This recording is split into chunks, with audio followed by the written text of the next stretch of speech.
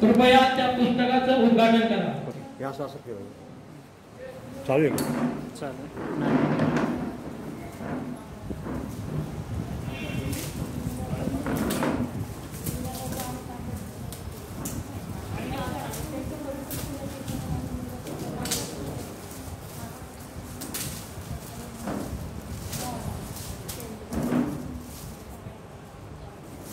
सगळ्यांनी टाळ्याच्या गजरात त्या पुस्तकाचं उद्घाटन करायचं आहे.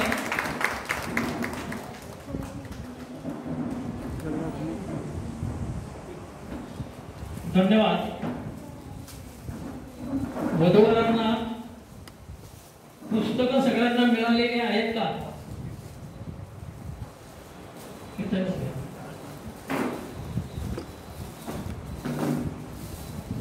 तुम्ही पण वधूवरामध्ये आहात का? आहेत ना? तो बॅग घ्या नाही, पालकांनी त्या बाजूला बसा.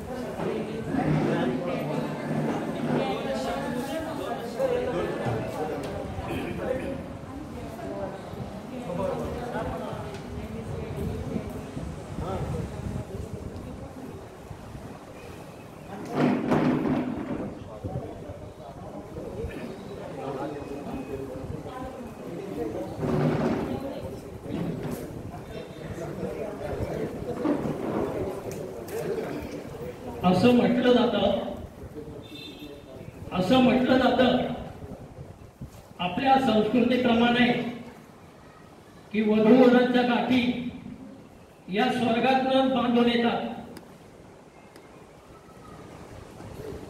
परंतु काही अपरिहार्य कारणामुळे अनेक कारणे त्याच्यामध्ये आहेत, पण या गाठी मध्येच सोडल्या जातात.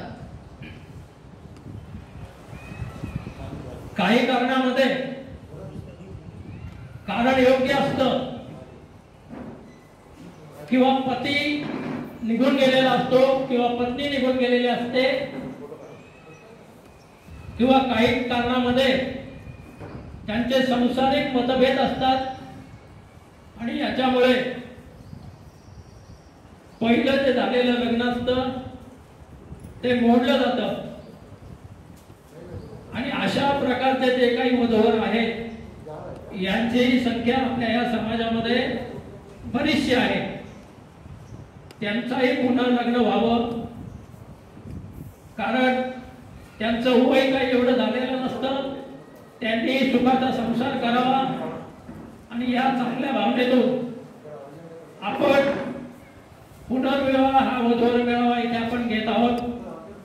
या मेळाव्याच्या प्रसंगी श्री बाबर गुरुजी आपल्याला 2 शब्द सांगते. नमस्ते. चौंडेश्वरीला वंदन करून माननीय तावरे साहेब यांनी हा एक स्तुत्य उपक्रम चालू केला, त्याबद्दल सर्व देवांग समाजाच्या वतीनं मी त्यांचा अत्यंत आभारी आहे, ऋणी आहे. समाजामध्ये वास्तविक पाहता लग्न उशिरानं होतात. पुणे, मुंबई, औरंगाबाद, नाशिक. हॅलो. मुलीचं वय 30, 35, 40, 50, 52 विचार करण्यासारखी गोष्ट आहे. आईबाप आपल्या मुलीच्या लग्नाचा विचारच करत नाही, कारण मुलगी नोकरी करत असते. प्रत्येक गोष्ट जर त्या आईला किंवा वडिलांना फोन केला तर प्रथमतः आई फोन उचलते. मुलगा पुण्यात आहे का? मुलाला स्वतःचा फ्लॅट आहे का? मुलगा एकटाच राहतो की त्याच्याबरोबर आई वडील राहतात? आता तुम्ही मला सांगा, आई वडिलांना जर सोडून राहणार असतील तर अवघड आहे ना समाजामध्ये वागताना कसं वागावं. आता मुलींना कणिक सुद्धा मळायला येत नाही. काय असंख्य मुली अशा आहेत की त्यांना स्वयंपाकच येत नाही. 30-35 वयाचे वय झाल्यानंतर त्यांच्या लग्नाचा विचार केला जातो. आई वडिलांना माझी एकच विनंती आहे की कुठलंही काम तुम्ही वेळेत करा. वाळलेल्या झाडाला किती जरी पाणी घातले तरी फुलं फळं येत नाहीत. याचा आई बापाने अत्यंत गांभीर्यानं विचार करायला हवा. गेले 50 वर्ष झाले मी या समाजाचा अत्यंत बारीक सारीक गोष्टींना अभ्यास केलेला आहे. महाराष्ट्रात कानाकोपऱ्यात मी पोचलेलो आहे. अनेक ठिकाणचे संबंध मला माहीत आहेत. फोन केला की थांबा मुलीला विचारतो. अहो तुम्ही विचार करा, मुलगी मोठी का तुम्ही मोठे? मुलीला अनुभव मोठा का तुम्हाला अनुभव मोठा? पण तसं नाही. मुलगी अर्थार्जन करते, पैसा मिळवते, त्याचा परिणाम मुलीच्या आयुष्यावर किती येतो होतो याचा गांभीर्याने कुणीही विचार करत नाही. मुलीचं वय वाढलं जातं, अपत्याला बऱ्याचशा अडचणी निर्माण होतात. ह्या ज्या बाबी आहेत त्या पालकांनी पुन्हा एकदा मी सर्व पालकांना विनंती करतो आणि माझं काही चुकलं असेल तर मला उदाहरणार्थ करण्याने माफ करा. पण कुठलीही गोष्ट वेळेत करा, तडजोड करा, तडजोड करा, तडजोड करा. धन्यवाद. आणि मला या ठिकाणी 2 शब्द बोलायला संधी दिली त्याबद्दल देवांग कोष्टी समाज पुणे आणि माननीय तावरे साहेब यांचा मी अत्यंत ऋणी आहे. धन्यवाद. जय हिंद, जय महाराष्ट्र. धन्यवाद बाबर साहेब, आपण खूप चांगले विचार मांडले. यानंतर समाजाचे अध्यक्ष श्री तावरे साहेब यांना मी विनंती करतो आपण 2 शब्द बोलावे. प्रथमतः देवांग कोष्टी समाज पुणे यांच्या वतीनं मी सर्व उपस्थित समाज बांधवांचं या ठिकाणी स्वागत करतो. हा पुनर्विवाहितांचा तसा पाहिला तर दुसरा मेळावा. याच्या अगोदर 25 डिसेंबरला आपला महामेळावा दरवर्षी होत असतो. त्याच्यामध्ये बरेचसे लोक पुनर्विवाहासाठी पण ॲप्लिकेशन करत होते. तर आम्ही सर्वांनी विचार केला तर आपण हा स्वतंत्र मेळावा जर चालू केला महाराष्ट्रामध्ये, असा कुठेच नाही आहे मेळावा, तर हरकत नाही. मागच्या वर्षी आम्ही मला वाटतं 1 मार्चला मेळावा घेतला होता. 2 वर्षापूर्वी 1 मेला नाही. त्या दिवशी आम्ही ठरवलं की हा मेळावा दरवर्षी 1 मेला घ्यायचा. तो 1 मार्चला झाला होता आपला मेळावा. 1 मार्चला झाला. तर 1 मे आपण दरवर्षी हा मेळावा घेऊया असं आम्ही ठरवलं. परंतु या कोरोनाच्या अडचणीमुळं आता हे जे आपण परिस्थिती पाहतोय त्याला प्रत्येकाला महाराष्ट्रातून विचारत होता हा तुमचा पुनर्विवाहाचा मेळावा होणार आहे का, ऑफलाईन होणार का ऑनलाईन होणार का, कसा होणार, हे सर्व प्रश्नचिन्ह होते. आमच्या पुढेही आम्ही पण सांगू शकत नव्हतो ठामपणे की तो मेळावा होईल, ऑफलाईन होईल का ऑनलाईन होईल, काही सांगू शकत नव्हतो. परंतु तरी सुद्धा हा छोटासा प्रयत्न केलेला आहे. त्याच्यामध्ये आता मागच्या वर्षीपेक्षा नावं कमी आहेत अर्थात या कोरोनाच्या महामारीमुळं. तर सर्वांनी समजून घ्या आणि सहकार्य करा. आत्ताच बाबरगुरुजींनी सांगितलं मुलांची मुलींची वय वाढतात, विचार करत नाही. पालकांनी विचार करणं आवश्यक आहे. आणि मला वाटतं त्यांनी जो विचार मांडला त्याच्याकडे म्हणजे माझं काय म्हणाय मुलींनी सुद्धा किंवा मुलांचा सुद्धा विचार तुम्ही पालकांनी पण ऐकून घेतलं पाहिजे. तुला सुटेबल काय असेल ते त्यांच्या पण विचाराची सहमत राहूनच त्यांनी हा निर्णय घेणं योग्य आहे. पुढचं आयुष्य काढायचं त्यांना.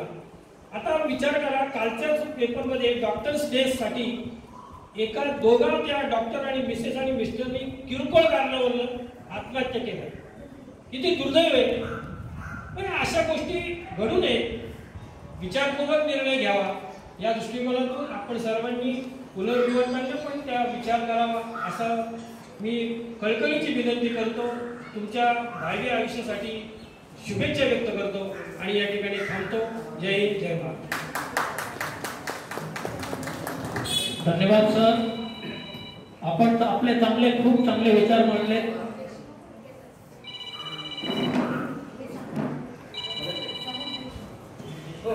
नंतर करतो. यानंतर ॲडव्होकेट अभिजित डोईफोडे हे 2 शब्द बोलतील. नमस्कार, मी ॲडव्होकेट अभिजित डोईफोडे. पुनर्विवादांचा मेळावा हा अतिशय स्तुत्य उपक्रम देवापुष्टी समाज पुणे यांनी सुरू केलेला आहे. हा पुनर्विवादांचा मेळावा बऱ्याच वेळा अतिशय क्षुल्लक कारणावरून विभक्त होण्याच्या मार्गावर यावं लागतं आणि विभक्त होताना अनेकांना कोर्टाची पायरी चढायला लागते.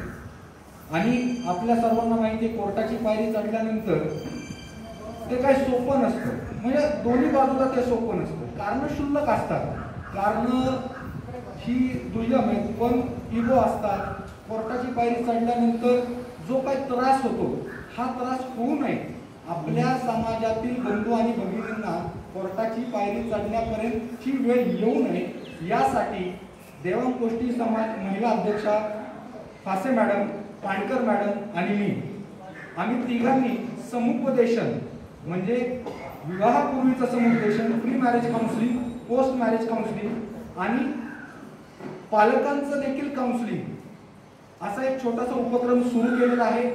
आपल्या समाजातील बंधू आणि भगिनींनी त्याचा लाभ घ्यावा आणि यामार्फत होणारे वाद मिटवावेत यासाठी प्रयत्न करावे.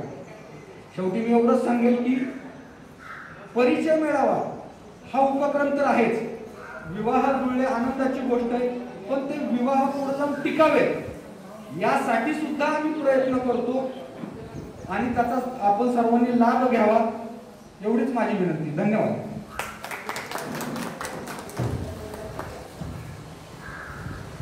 धन्यवाद ॲडव्होकेट अभिजित डोईफोडे. आपण खूप चांगले विचार मांडले, त्याचा पाठपुरावा सगळे करतील अशी मी अपेक्षा करतो. यानंतर आमचे मार्गदर्शक श्री डोईफोडे गुरुजी आपल्याला 2 शब्द सांगतील.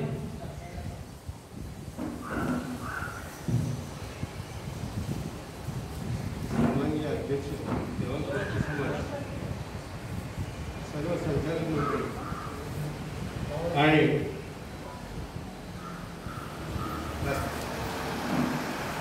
आणि समोर बसलेले समाज बांधव, देवापुष्टी समाजाचा हा साधारणपणे 3रा हा पुनर्स्थापित विवाह संबंधात हा मेळावा आहे. खरं तर अशा गोष्टी मधून अजून घडत असतात, पण इतक्या विकोपाला जुन्या काळात मंडळी जात नाही.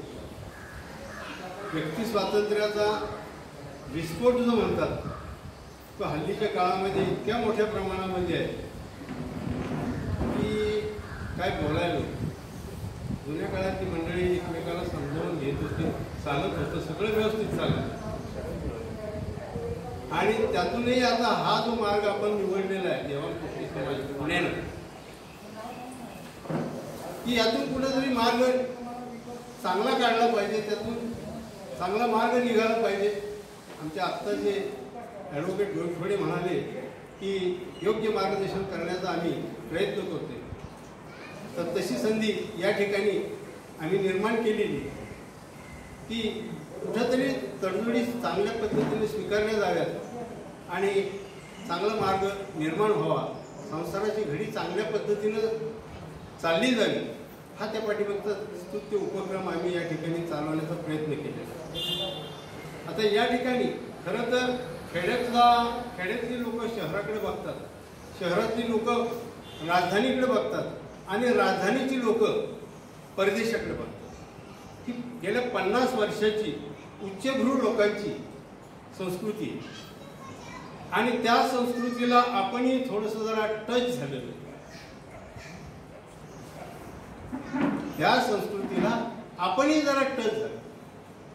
त्याच्यामुळं होतंय काय की विवाहाची वय वाढलेलं आहे, कारण अनेक आहेत आणि त्यातून पुन्हा असे जर प्रश्न निर्माण झाले तर मग तुमची लग्न होणार कधी, लग्न झाल्यानंतर तुमचा प्रपंच कधी होणार, तुमचं भवितव्य कसं, ह्या सगळ्या गोष्टीचा साकल्यानं तुम्ही आम्ही काय विचार करायच्या पाठीमागे सध्या काय ह्या मनस्थितीतले आपण नाही आणि ते ध्यानात आणून द्यायचं काम कुठेतरी एखादं व्यासपीठ अशा प्रकारचं निर्माण केलेलं आहे आपल्या समाजात आणि त्यातून आपण हा मार्ग निवडण्याचा प्रयत्न आपण करतो. हा एक चांगला स्तुत्य उपक्रम यात सगळ्यांनी सहभाग घ्या आणि त्यातून चांगला मार्ग निवडण्याचा प्रयत्न सगळ्यांनी करावा अशी मी आपल्या सर्वांना विनंती करतो आणि या ठिकाणी माझे 2 शब्द थांबतो.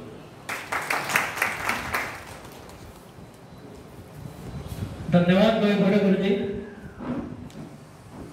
आपण खूप छान मार्गदर्शन केलं. मला वाटतं प्रत्येक जण आपल्या या भाषणापासून काहीतरी धडा घेईल. गुरुजी तसे जुन्या काळातले, त्यावेळेला नवरा बायकोचे भांडणं होत नव्हते का? होत होते, परंतु त्याला काही मर्यादा असायच्या, ठराविक वेळ असायचा आणि त्या मर्यादेपर्यंतच भांडणं असायचे. भांडणं त्याच्या पुढे जात नव्हते. घटस्फोट, सोडचिठ्ठी वगैरे या भानगडी जवळजवळ नव्हत्याच. एखादा टक्का घटस्फोट किंवा सोडचिठ्ठी असायची. का असं होत होतं? याला कारण काय होतं? याला एकच कारण होतं, संयम. थोडंफार झालं, वाद झाला, भांडण झालं, एखादं पाऊल मागं टाकायचं, मुलांनी टाकायचं, मुलींनी टाकायचं, काय बिघडतं त्याच्यामध्ये? पण तेवढ्या कारणासाठी आपला सर्व संसार उद्ध्वस्त करायचा का? जो आपण आयुष्याच्या शेवटपर्यंत करणार आहोत आणि आपला जोडीदार हा आयुष्याच्या शेवटपर्यंत आपल्या बरोबर राहणार आहे, मग अशा वेळेला क्षुल्लक कारणावरून आपण कशाला भांडण करायचं आणि भांडणातून हा पर्याय कशाला निवडायचा? ही जी काही विचारसरणी आहे ही पूर्वीच्या काळी म्हणजे गुरुजींच्या काळी ही विचारसरणी होती. त्यावेळेला थोडंसं अज्ञान होतं, जास्त शिक्षण कोणी घेतलं नव्हतं. पण आता शिक्षण घेतलंय, मुलं सुशिक्षित झाली, नोकरी करायला लागली, म्हणून त्यांनी या गोष्टीचा विचार करायला नको का? कितीही शिकलेला असला तरी आपण आपल्या जीवनाचा सहज जोडीदार आपण निवडलेला आहे. कुठलीही मुलगी ही आपल्या जीवनाची जोडीदार म्हणून आपण निवडलेली आहे. हे आपलं आद्य कर्तव्य आहे की तिला शेवटपर्यंत आपल्या बरोबर ठेवायचं. का तिच्याबरोबर रोज रोज भांडायचं असं नाहीये. भांडणं होतात नाही होत असं नाहीये. आमचे आता 48 वर्ष लग्नाला झाले, भांडणं होतातच. पण आपलं थोडंफार माघार घ्यायची. बरं बाबा बाई तुझं बरं, म्हणजे माघार तर नेहमीच घ्यावी लागते म्हणा. पण हा विचार प्रत्येकाने आपल्या मनात करायचा. परक्याची मुलगी आपण आपल्या घरात आणलेली असते, तिला आपल्या मुलीसारखं प्रेम द्या. ती तुम्हाला कधीही अभेरणार नाही, कधीही काही कमी पडून देणार नाही, पण तिला तुम्ही मुलीसारखं प्रेम द्या. ही माझी मुलगी आहे, ही माझी सून नाही. हे ज्या वेळेला तुम्ही घरामध्ये वातावरण निर्माण कराल तर मला नाही वाटत कोणाचा घटस्फोट होईल किंवा कोणाची सोडचिठ्ठी होईल.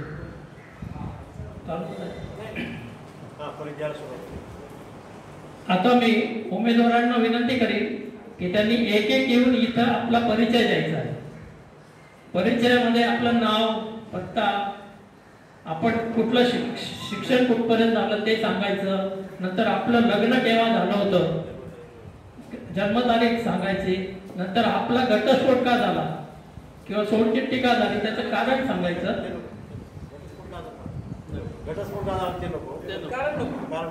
ठीक आहे, कारण तुमच्या मनामध्ये ठेवा.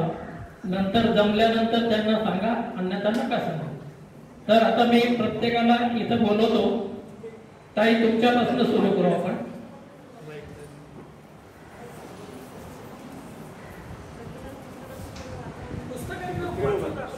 पुस्तक घ्या, पुस्तकाचा नंबर पहिला सांगायचा.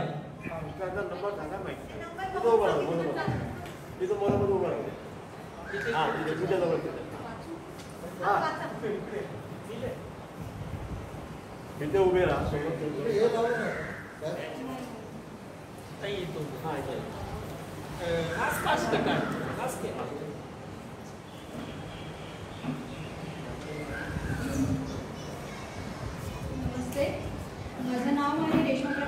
भरते. माझी जन्मदिनांक आहे 16 नोव्हेंबर 1900. अनुक्रमांक नंबर 6. माझं नाव आहे रेश्मा प्रकाश भरते. माझा जन्मदिनांक आहे 16 नोव्हेंबर 1983. माझी उंची आहे 5'3". त्याचबरोबर माझं शिक्षण झालं आहे BCom आणि त्याच्या ॲडिशनल झालं आहे फायनान्सिंग डिप्लोमामध्ये झालेलं आहे. त्याचबरोबर मी आता नवी मुंबई येथे नोकरी करत आहे. त्याचबरोबर माझं मासिक उत्पन्न आता सध्या 44,000 आहे. माझी अपेक्षा म्हणजे मला निर्व्यसनी असावे आणि त्याचबरोबर स्वतःचे त्यांचे घर असावे. एवढंच आहे.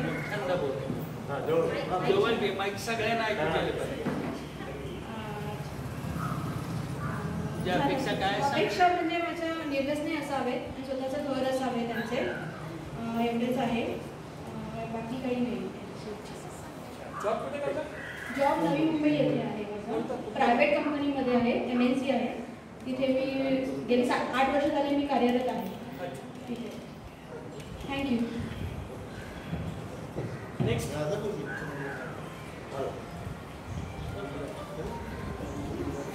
Hello hello. एक मिनिट. सर्व उमेदवारांना एक नम्र विनंती आहे की आपण विद्वान विदू. हॅलो. खुर्ची इथे द्या. खुर्ची ठेवा. असं जवळ जवळ नाही बसायचं. डिस्टन्स ठेवा. जवळ नाही बसायचं. हॅलो. आपण सर्व घटस्फोटित विदुर आहोत. तुम्ही एकमेकाशी संपर्क करताना किंवा तुमच्या लग्नाच्या गोष्टी करताना तर तुम्ही एकमेकांचे कायदेशीर कागदपत्र आपण स्वतः तपासले आहे. त्याकरता आमचा समाज जबाबदार राहणार नाही. ही कागदपत्राची पूर्तता आपण स्वतः खात्री करून घ्यायची आहे. आमच्याकडे कागदपत्र आलेले असतात परंतु सर्वच कागदपत्र व्यवस्थित असता आम्हाला माहिती नसतं. त्याकरता ही जबाबदारी तुमची स्वतःची आहे. तुम्ही सर्वांनी एकमेकांशी संपर्क करताना आपली खात्री करून घ्यायची. थँक्यू. माझा अनुक्रमांक 7 आहे. नाव अमृता सतीश. अनुक्रमांक 7 आहे. माझं नाव अमृता सतीश भागवत. पत्ता प्रताप टिकवे नगर पिपेवाडी पुणे. जन्मतारीख 23 जुलै 1990. उंची 5 फूट 2 इंच.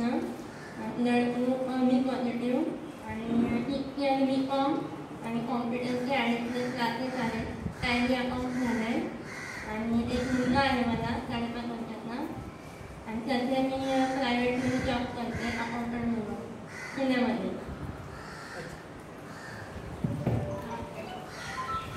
पुढे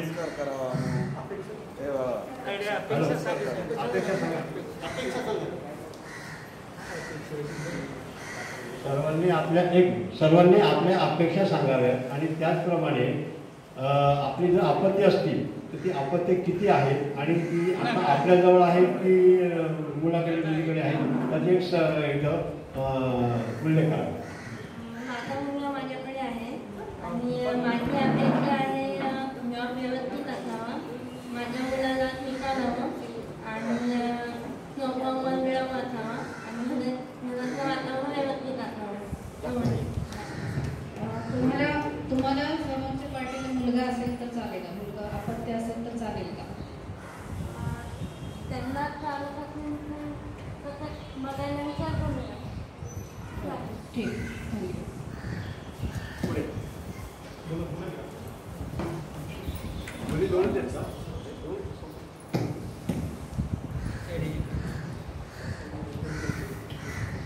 नमस्कार. माझं नाव शिल्पा तारळकर आहे. अनुक्रमांक माझी 2 आहे. मी गणेश नगर डोंबिवलीला राहते. मी ब्युटिशियन आहे आणि माझी जन्मतारीख 9/2/1985 आहे. मी ब्युटिशियन मी ऑर्डर्स घेते. माझा घरूनच आहे. तुमच्या अपेक्षा? अपेक्षा मला चांगला जॉब आणि समजून घेण्याचा. स्वयंपाक येतो का? सगळं येतं. मी विचार करेन. मॅडम म्युझिकमध्ये नक्की काय करायचं? म्युझिकमध्ये नक्की काय करायचं? म्युझिक नाही केलेलं नाही. ब्युटिशियन. ब्युटिशियन.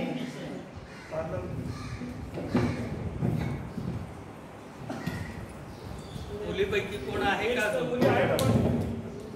मुलांमध्ये कोणी असेल तर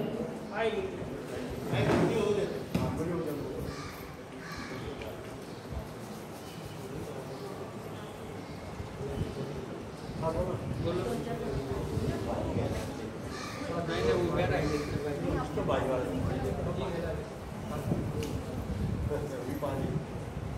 नमस्कार, माझं नाव वनिता अशोक खजुर्गी आहे आणि माझा क्रमांक 10. नाव सांगतो. नमस्ते, माझा अनुक्रमांक आहे 10. माझं नाव आहे वनिता अशोक खजुर्गी. मी हडपसर पुण्यामध्ये राहते. माझं शिक्षण आहे TY BCom टॅली झालं आहे माझं आणि सध्या मी हडपसर इथे ॲज अ ॲडमिन डिपार्टमेंटमध्ये जॉब करते आणि माझं पहिलं लग्न होऊन आता 2 वर्ष झाले. डिवोर्सची प्रोसेस पण पूर्ण कंप्लीट झालेली आहे आणि पेपर्स पण क्लिअर्स आहेत, काही अपत्य वगैरे नाही आहेत आणि माझ्या अपेक्षा आहे की माझा भाऊ एक्सपायर होऊन आता 2 वर्ष झालेले आहेत. पहिलं लग्न याच्यामुळं मोडलं की त्यांनी हुंडा जास्त मागितला. लग्नानंतर पूर्ण म्हणजे माझ्या माहेरच्यांशी पूर्ण कॉन्टॅक्ट ठेवायचं नाही अशी त्यांनी माझ्याशी अट घातली आणि आत्ता मी असा नवरा शोधते, असं साथीदार शोधते की जो माझ्या आईवडिलांना त्याच्या आईवडिलांप्रमाणे त्याचा सन्मान करेल आणि लग्नानंतर माझं माहेर तुटणार नाही याची त्यांनी खबरदारी घ्यावी अशी माझी इच्छा आहे आणि तो पुण्यामधला हवा, कारण की आम्ही सध्या हडपसरमध्ये राहतो आणि भाऊ नसल्यामुळे एक्सपायर्ड झाल्यामुळे माझ्या आईवडिलांकडे लक्ष देणारं कोणी नाही आहे.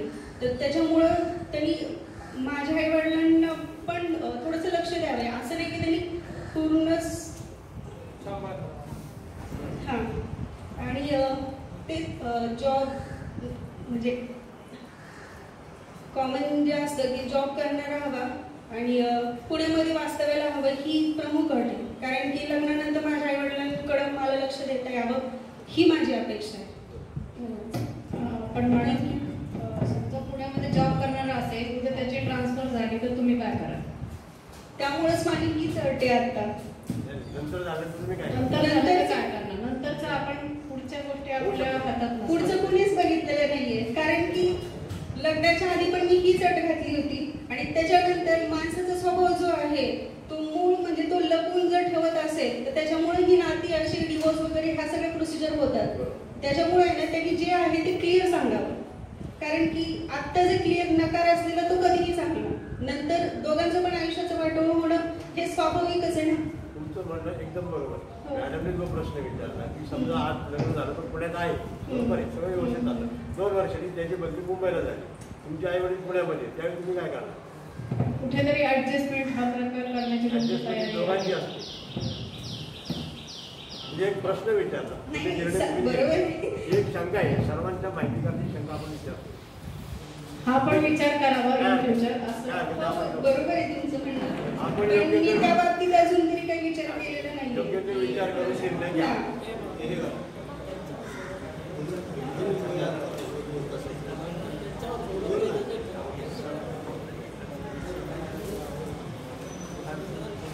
जर नवरा समजून घेणारा असेल तर माझ्यासाठी ऍडजस्ट करू शकतो ना, साहजिक आहे. आणि त्याची पण तुमच्याकडे तीच अपेक्षा आहे, हे पण लक्षात घ्या. आणि माझं असं नाही की त्यांनी माझ्या आई वडिलांना सांभाळून आणि मी सांभाळून नाही, असं मी कधीच करणार नाही. साहजिकच आहे, म्हणजे मी अपेक्षा ठेवते म्हटलं तर त्यांनी पण अपेक्षा ठेवणारच ना, आणि मी ऍडजस्ट करते त्याच्यामुळे त्यांनी ऍडजस्ट करणं सुद्धा तेवढंच गरजेचं आहे. ऍडजस्टमेंट एका बाजूने कधीच होत नसते आणि त्याच्यामुळे मी अशी नाती तुटतात आणि डिवोर्स होतो, हे माझं म्हणणं आहे. आणि हा माझा स्पष्ट वक्तेपणे हा माझा स्वभाव आहे. पाहिजे. Okay, all the best. Thank you. पुढे मुलींपैकी कोणी राहिलंय का? मुलांना एक सुरुवात. बारामतीतल्या मुली मधल्या फक्त 5च मुली बोलल्या.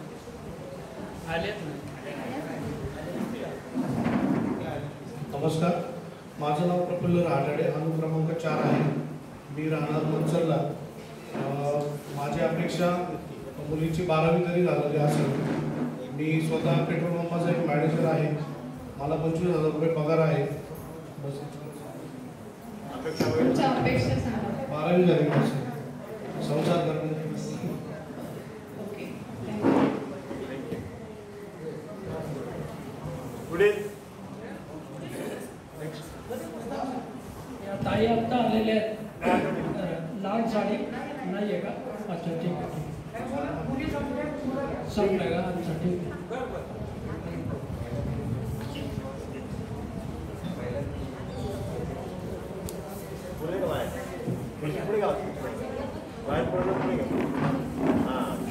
नमस्कार, माझं नाव अक्षय विलास कोरडे, राहणार कासेगाव, अनुक्रमांक नंबर 30.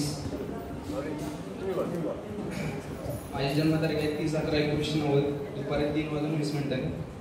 मी BE केमिकल आहे. माझा जॉब चिपळूण येथे 7 वर्ष करतोय. माझं मासिक उत्पन्न आहे 45,000 रुपये. माझी अपेक्षा एवढीच आहे की फक्त घर सांभाळणारे असावं आणि मला एक मुलगी आहे 4 वर्ष, जी माझ्याकडे असते. म्हणजे तिला स्वीकार करणारी मुलगी आहे असं. तिला स्वीकार करण्यानंतर बाकी समोरच्या पार्टीला जर अपत्य असेल तर तुमची तयारी आहे का ऍक्सेप्ट करण्याची? सगळं व्यवस्थित आहे पण त्यांना अपत्य आहे, तर तुमची तयारी आहे का? कारण तुमचं अपेक्षा काय आहे की माझ्या मुलीला सांभाळ करावा, सो तुम्ही पण तो विचार केला का? नाही तसं काय सेंटरला घ्यायचं आणि ॲडजस्ट करायचं याच्यामध्ये तिकडे बाहेर जाऊन पाणी.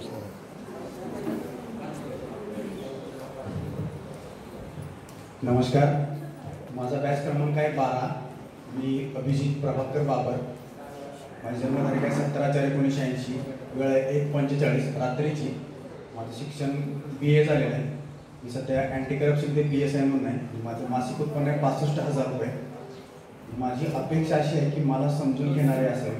माझे ड्युटीचं टाईम हे वेळे अवेळे असतं, त्याच्यामुळे मला कधी बाहेर जावं लागतं कधी यावं लागतं. मला समजून घेणारे असावे. शिकलेली असावी. नोकरी करणार असेल तर उत्तम, नसेल तर अतिउत्तमच. आणि मला अपत्य नाही आहे. तिला असेल तर विचार करू. धन्यवाद.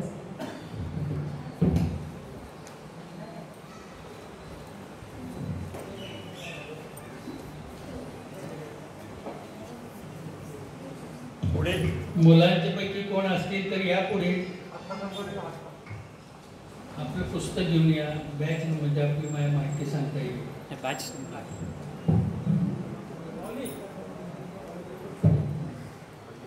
माझं नाव प्रतीक अशोक आगे.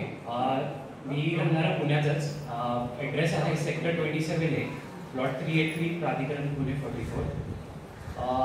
वर्क एक्सपिरियन्स ऑलमोस्ट 13 इयर्सचा आहे. करंटली पुस्तकामध्ये आयसेट टेस्टमध्ये असं म्हणजे मी तेव्हा होतो, पण आता करंटली मी रिसेंटली जॉब चेंज केलेला आहे आणि जॉब माझा बँगलोरला आहे, म्हणजे कॅफे सॉफ्टवेअर एंटरप्राइजेसमध्ये. वार्षिक उत्पन्न 12 lakhs आहे माझा.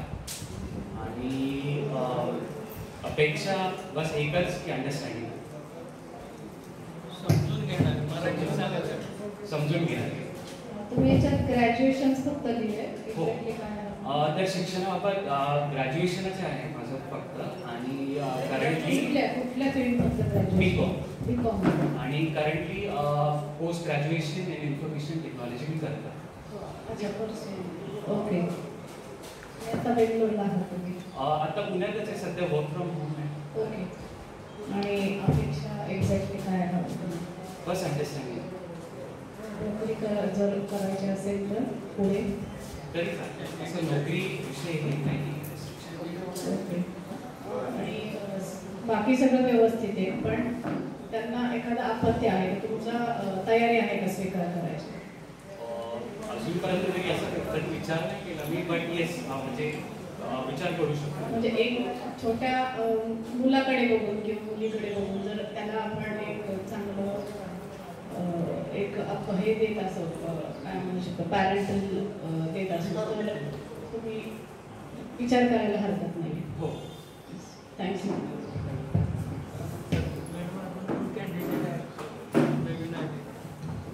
आता तुमचं नाव आहे का याच्यामध्ये नोंदवलं ना? या इकडे या.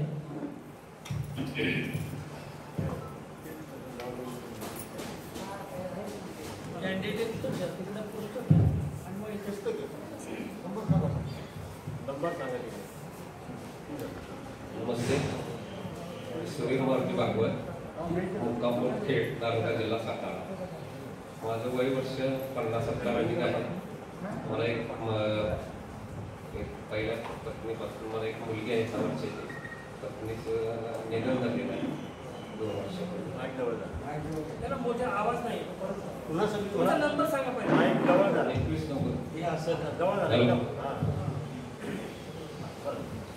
मी सुधीर मारुती भागवत, मुक्काम पोस्ट खेड, तालुका जिल्हा सातारा. माझं आत्ता वय 50 वर्ष चालू आहे. मला एक पहिल्या पत्नीपासून 10 वर्षाची एक मुलगी आहे आणि त्यात पहिली पत्नी माझी 2 वर्षापूर्वी हार्ट अटॅक येऊन निधन झालेलं आहे. माझं शिक्षण 10वी पास आणि मी आता ड्रायव्हरची नोकरी करते प्रायव्हेट कंपनीमध्ये. पगार 10,000 रुपये. घरी आहे माझी तुमच्या घरी कोण कोण असतं? आई आणि माझी मुलगी 11 वर्षाची. तुम्ही आणि तुमची मुलगी दोघं जण राहतात. आई वडील शेती आहे 2 एकर गावातच. पण शेती चालू आहे आता ऊस लावलेला आहे 2 एकर ड्रायव्हिंग. समोरच्या पार्टीला एखादा आपत्ती असेल तर तुम्हाला चालेल? विचार करू. कारण तुमची मुलगी आहे स्वीकार करते सोबत पण तो विचार करा. थँक्यू.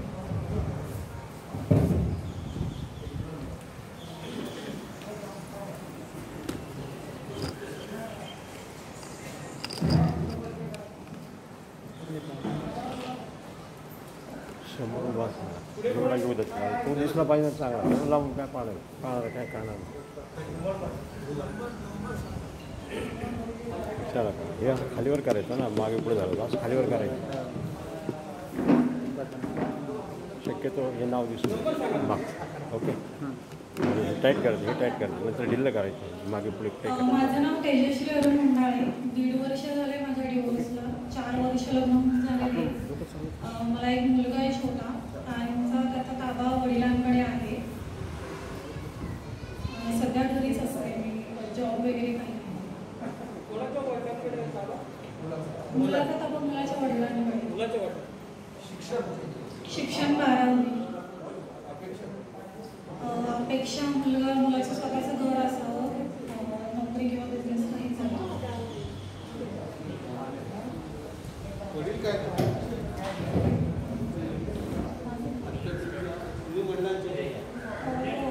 माझी मम्मी सर्व्हिसला आहे. वडील एक्सपायर झाले. मी एकटीच आहे. पार्टनरला अपत्य असेल तर चालेल का? मी तेवढा विचार नाही केला. मी माझ्या स्वतःच्या मुलाचा ताबा वडिलांकडे दिलेला आहे. म्हणजे त्यांनाच हवा होता. त्याच्यामुळे मी स्वतः माझ्या होणाऱ्या पार्टनरला जर मुलगा किंवा मुलगी असेल तर मी अजून तेवढा विचार नाही केला. मी एक्सेप्ट करू शकेन. ओके, पॉझिटिव्हली करू शकाल. थोडाफार विचार करू शकतो लहान असेल तर. थँक्यू.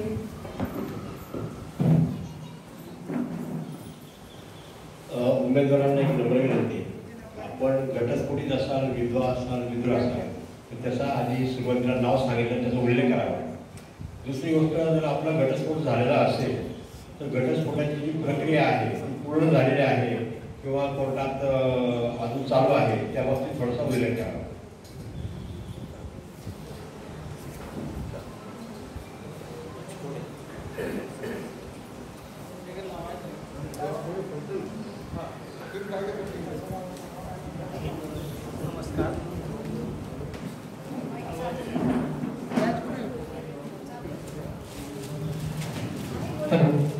नमस्कार, मी दत्तात्रय संभाजी उगरवडे, मुक्काम पोस्ट नांदुरघाट, तालुका केज, जिल्हा बीड.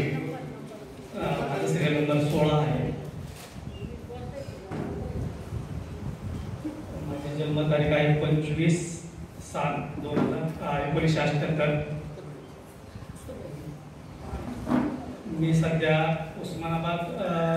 उस्मानाबादमध्ये जिल्हा न्यायालय उस्मानाबाद येथे शिपाई या पदावर कार्यरत आहे. माझ्या पत्नीचे निधन कॅन्सरने झालेले आहे 26/11/2020. मला 2 अपत्य आहेत. 13 वर्षाचा मुलगा आहे आणि 8 वर्षाची मुलगी आहे. वडील नाही आहेत. स्वतःचा माझा बीडमध्ये स्वतःचा 2 BHK फ्लॅट आहे आणि सरकारी नोकरी परमनंट आहे. कॅन्सर. अपेक्षा काय आहे?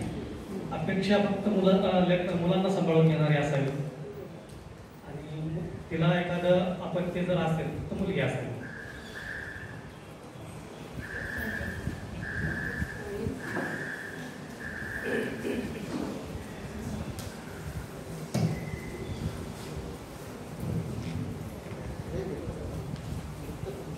माझं नाव दीपक सुभाष गजपडे, राहणार फलटण.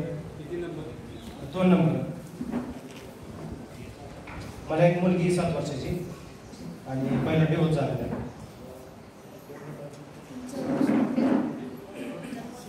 शिक्षण 10वी. बिझनेस आहे माझा, इलेक्ट्रिक शॉप आहे. 30-35 हजार. तुम्हाला एक मुलगी आहे? हां, 7 वर्षाची. तुमच्या अपेक्षा? अपेक्षा मुलीला सांभाळायला पाहिजे. फक्त मुलीला सांभाळायला म्हणजे समजूतदार असेल मुलीला सांभाळायला. आणि त्यांना जर अपत्य असेल तर चालेल. तुमची तयारी आहे? तुम्ही सगळं ह्याच्यात मॅनेज कराल तुमच्या जे काही आहे बिझनेसमध्ये? हो, करेल. तेवढी तयारी आहे तुमची?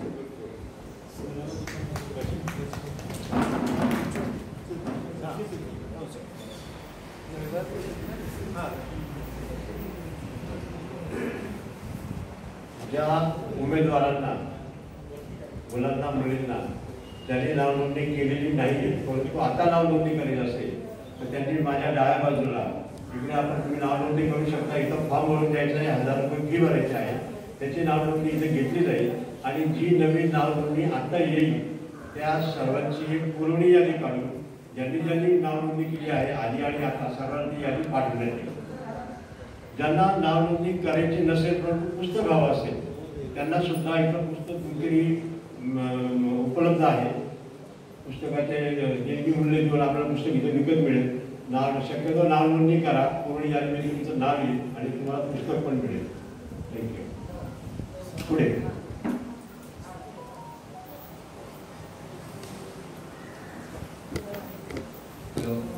जाकापुरे महाजन बेगाजी, मुक्काम पोस्ट कृष्णूर, तालुका नायगाव, जिल्हा नांदेड. Date of birth 2/10/83. माझा घटस्फोट झालेला आहे. मला एक मुलगा आणि एक मुलगी आहे. माझा स्वतःचा व्यवसाय, मंथली 60,000 रुपये कमवतो. मला अशी मुलगी पाहिजे, मन मिळावं आणि मुलांना सांभाळणारी मुलगी पाहिजे. तिला एक मुलगी असली तर चालेल. तुमचा व्यवसाय काय? माझं मल्टी सर्व्हिसेस आहे. 2-3 कंपनीचे व्यवसाय इंडस्ट्रियल ब्लॉक आहे. धाबा पण आहे माझा. पण तुम्ही हे व्यवसाय जो करता, समजा व्यवसाय म्हटलं की त्याच्यात चढ उतार येतो. माझे 2-3 व्यवसाय आहेत. इंडस्ट्रियल एरियामध्ये आहे, कंबाईनमध्ये आहेत 2-3 व्यवसाय. कमीत कमी समोर सांगितलं 60,000 म्हणून वाढून एकदम लास्ट कमी आहे. आणि तुमची डिवोर्सची प्रक्रिया पूर्ण झाली?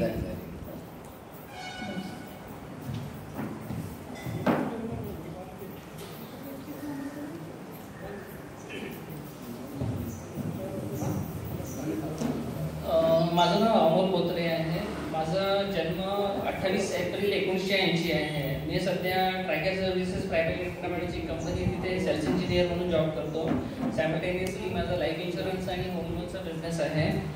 तर आता करंटली माझा लास्ट इयर डिवोर्स झालेला आहे. मुलाचा ताबा आहे तो माझ्याकडे आहे. मुलगा 11 वर्षाचा आहे. तर माझी अपेक्षा आहे की मुलगी जी मला मिळावी तर माझे आई वडील आणि मुलांना अंडरस्टँड करून घेईल, सांभाळून घेईल.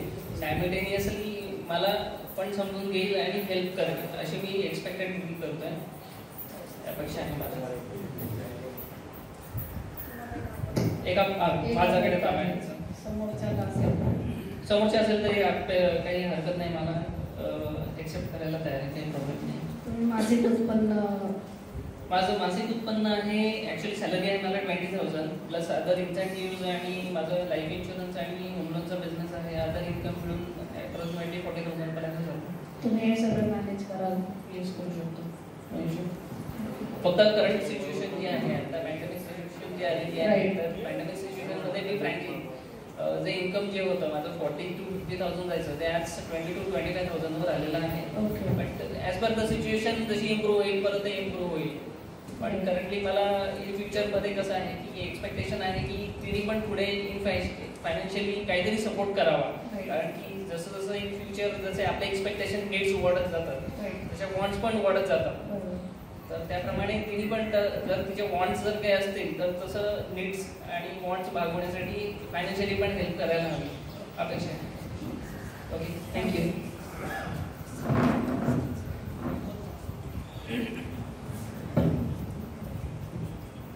धन्यवाद. संपले का सर्व? तर नवीन कोणी आला असेल याच्यामध्ये? नवीन कोणी आहे का याच्यामध्ये? नाही का नवीन?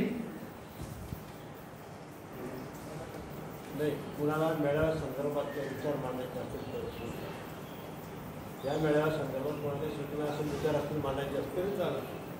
मी वधूवरांना आणि पालकांना विनंती करतो की आपल्याला काही सूचना मांडायच्या आहेत का वधूवर या मेळाव्याविषयी? कृपया आपण आपले विचार मांडू शकता. आपलं मनोगत कोणाला मांडायचं आहे का? पालकापैकी कोण आहात का? या ना पुढं, दोन शब्द बोलायला काय अडचण आहे? पालक या. धन्यवाद. या. आपला परिचय द्या.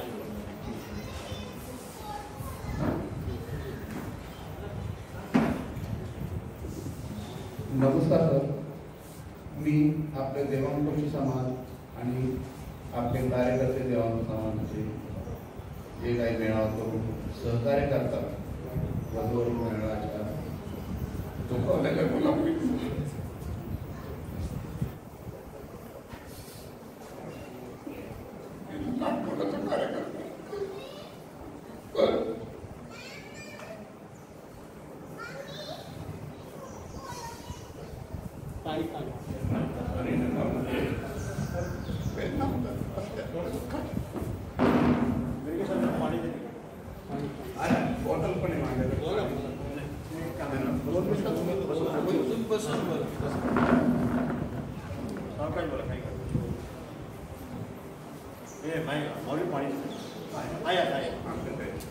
पाणी थोडं पाणी आरामशीर पण.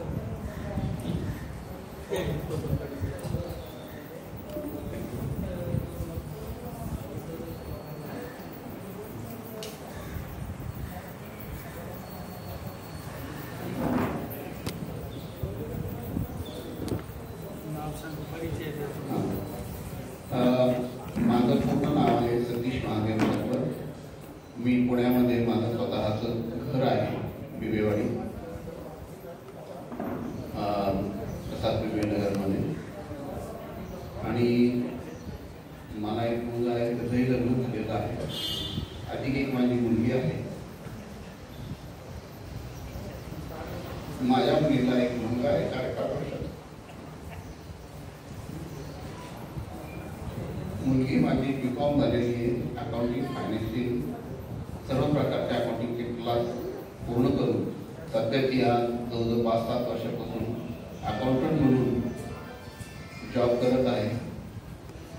श्री केमिकल कंपनी ती जॉब करत आहे. सध्या कायमस्वरूपी आहे त्या कंपनीची. अपेक्षा माझी अशी आहे की समोरचा मुलगा हा समंजस मनमिळावा असावा आणि माझ्या नात्याला सांभाळून घेणारा असावा. समोरचा अपत्य सांभाळून घ्यायचं का हेही आम्ही आमचं दाम्पत्य सांभाळून घेत असेल, ते सर्व गोष्टीची जबाबदारी सांभाळत असेल भविष्यात त्या माझ्या नातवाची, मी देखील समोरच्या बाळाची स्वखुशी संमती द्यायला तयार आहे. आणि असं हे जे आपलं देवांकुशी समाज आपल्या घटस्फोटीत झालेल्या काही कारणास्तव किरकोळ कारणावरून विभक्त झालेले यांचे जे आयुष्य जुळवतात त्यात आम्ही अत्यंत ऋणी आणि आभारी आहे. याचे वर्णन मला करण्यासाठी शब्द देखील आठवले. तर मुलगी माझी एवढी शिकलेली असून सुद्धा समोरचा व्यक्ती हा तोही शिकलेला असावा. पुण्यातला असा अतिउत्तम, पुण्याच्या बाहेर असला तरी चालेल, पण दोन्ही गोष्टी सांभाळून घेणार आहे. माझ्या मुलीला माझी म्हणजे माझ्याकडनं पूर्ण पद्धतीने त्याला मार्गदर्शन आहे की बाबा समोरची व्यक्ती जशी आपल्याला स्वीकारते, समंजसपणा दाखवते, तर आपणही त्यांना समंजसपणा दाखवला पाहिजे आणि एकमेकांचा विचार समजून पुढचं भावी आयुष्य आनंदात होतं. आणि आत्ताच आपल्या गुरुजींनी सांगितलं होतं, पूर्वी जुन्या काळात अशा गोष्टी विकोपाला जात नव्हत्या. एकमेकांना समजून सांगून दोन्ही पद्धतीचे मुलाकडे मुलीकडे म्हणून हा संसाराचा काळ समजून सांगून चालत होता. पण सध्या अति शिक्षण झाल्यामुळे मुला मुलींनी स्वतःचे निर्णय स्वतः घेत आहेत, हे चुकीचं आहे. त्यांनी थोडंसं आई वडिलांचं पण प्रत्येकाने मुलांनी मुलींनी आई वडिलांचाही विचार केला. जसं मुलीला आई वडील आहे तशी मुलाला पण आहे. तर दोन्ही मुला मुलींनी आपल्या दोन्ही कुटुंबांचं सहानुभूतीपूर्वक विचार करून भावी आयुष्य सुखाचं झालं एवढंच माझी अपेक्षा.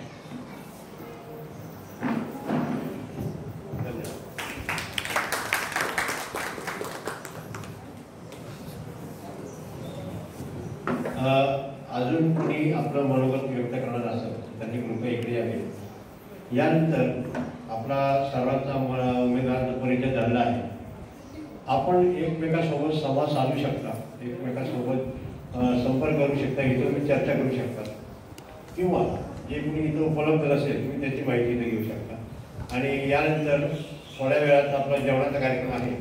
सर्वांनी कृपया जेवण वगैरे घेऊन जा. थँक्यू. अजूनही पालकांपैकी कोणाला जर दोन शब्द सांगायचे असतील, विचार मांडायचे असतील तर ते मांडू शकतात.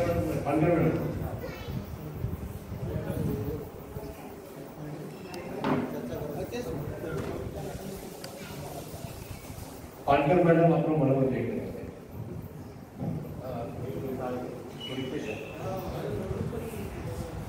नमस्कार.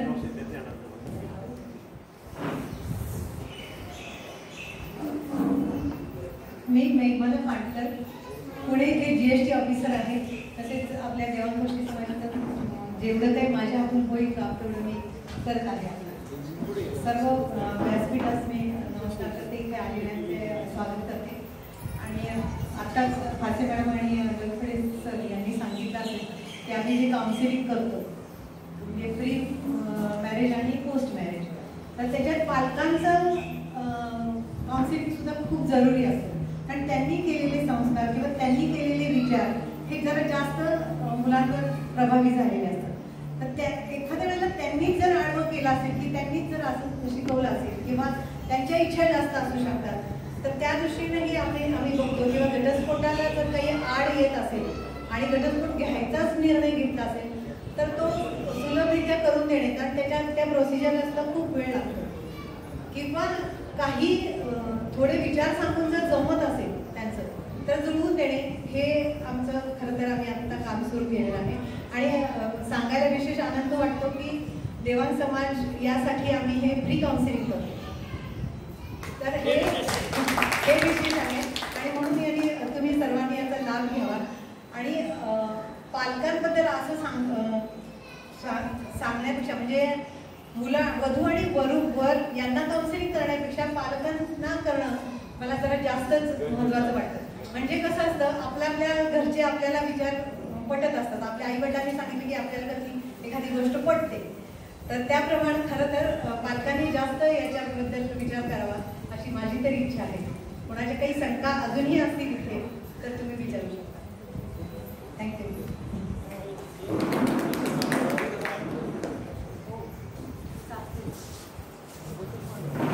नमस्कार, मी मनुष्य फासे, देवांकुशी समाज पुणे महिला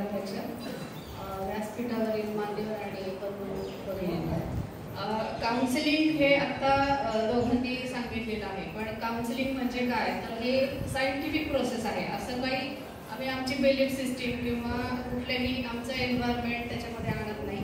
हा एक सायंटिफिक स्टडी आहे. तर तो समोरचा जो कोणी व्यक्ती असेल किंवा आपण त्याला क्लायंट म्हणूया, तर त्याचं जे काही बॅकग्राऊंड आहे त्याला धरून आम्ही काउन्सिलिंग करत असतो. आमचे कुठलेही एक्सपिरियन्स आम्ही इथे शेअर करत नाही किंवा कोरिलेट करत नाही. आणि प्रत्येकाने आता हे जे सेकंड मॅरेजसाठी आलेले आहेत तर त्यांचा तो पास्ट जो एक्सपिरियन्स आहे ते लोक ते कोरिलेट करतात आणि त्याप्रमाणे समोरचं पार्टनर चूज करतात. सो मला एक अशी रिक्वेस्ट आहे की त्याच्या आधी तुम्ही जर एखाद्या काउन्सिलर बरोबर, नॉट नेसेसरी की आमच्या बरोबरच तुम्ही बोला, पण बाहेर कोणीही जरी तुम्हाला प्रॉपर काउन्सिलर मिळाला तर त्याच्याशी आधी तुम्ही बोलून घ्या की जेणेकरून तुमचे जे काही कॉन्सेप्ट असतील त्याच्याबद्दलचे ते क्लिअर करून घ्या असं मला वाटतं आणि मग पुढे जा. तर ते तुम्हाला तुमच्या भावी आयुष्यासाठी जास्त उपयोगी पडतील. आणि आमच्याकडनं जरी तुम्ही केलं तरी एवढी आमची एक हे राहील, ट्रस्ट राहील की तुमची कुठलीही पर्सनल इन्फॉर्मेशन बाहेर रिव्हील होणार नाही. तर ती गुप्तता आमच्याकडनं राखली जाईल, एवढंच मला सांगायचं. धन्यवाद. आणि हे काउन्सिलिंग सगळ्यांना मोफत असेल.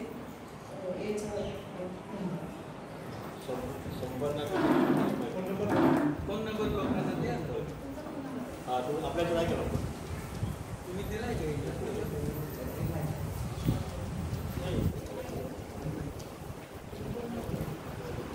कोणाला जर फोन नंबर्स लिहून घ्यायचे असतील तर मी तुम्हाला शेअर करते.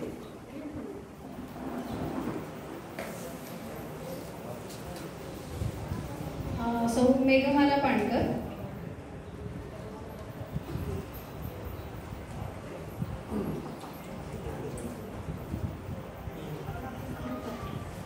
त्यांचा नंबर आहे 9923172878. परत सांगते का? 9923172878.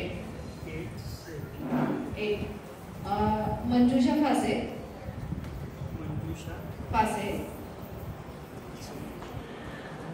94231 011